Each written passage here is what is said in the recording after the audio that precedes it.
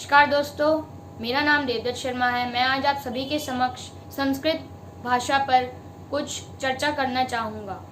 चलिए आज हम प्रथम पाठ से शुरुआत करते हैं। विषय संस्कृत।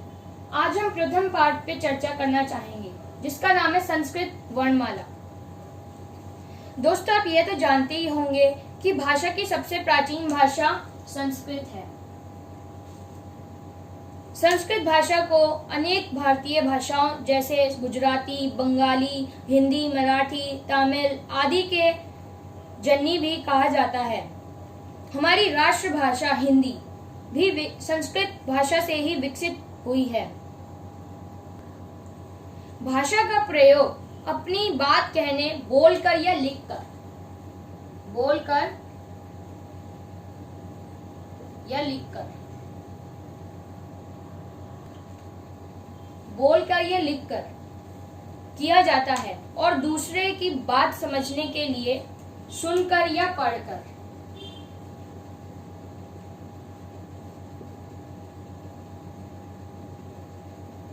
सुनकर या पढ़कर किया जाता है। अब हम आते हैं अपने मेन पॉइंट पे, जो कि भाषा के दो रूप होते हैं, मौखिक और लिखित। मौखिक रूप में हम बोलकर प्रकट करते हैं अपने विचारों को। मौखिक में जैसे हम संवाद करते हैं और लिखित में हम लिखकर अपने विचारों का आदान प्रदान करते हैं। लिखित में हम जैसे कि पत्र लिखते हैं। अब आते हैं हम वर्ण पे। भाषा की सबसे छोटी इकाई वर्ण कहा जाता है, जिसे हम अक्षर भी कहते हैं।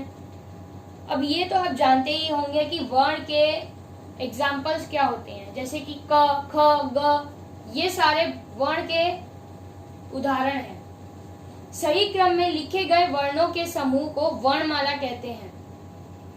यानी कि अगर हम क वर्ड, च वर्ड, ट वर्ड इन सभी को सही क्रमों में लगाएंगे समूह के साथ, उसे वर्णमाला कहा जाता है।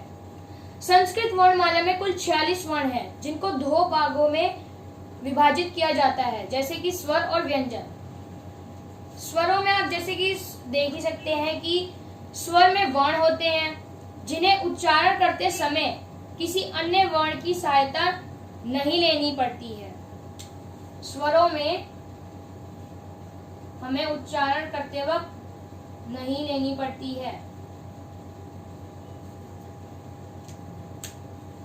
संस्कृत वर्ण स्वरों में संस्कृत वर्णमाला में उनकी संख्या 13 होती है, जैसा कि मैंने आपको इधर बताया ही था। संस्कृत वर्णमाला में व्यंजनों की संख्या कुल 33 होती है। अब व्यंजन पे आते हैं। व्यंजन जैसे कि क वर्ड, च वर्ड, ट वर्ड, त वर्ड, प वर्ड, ये सारे व्यंजनों की समूह होते हैं और इनको जब हम क्रम में लिखते हैं तो उसे वर्णमाला कहते हैं। दोस्तों, आज हमने सिर्फ इतना ही पढ़ना था। भाषा के रूप, और हमने वर्ण पढ़ा, स्वर पढ़ा और व्यंजन पढ़ा। दोस्तों, आगे का हम कल पढ़ेंगे। अगर आपको मेरा आज का वीडियो अच्छा लगा हो तो आप लाइक, शेयर और सब्सक्राइब कर सकते हैं। धन्यवाद।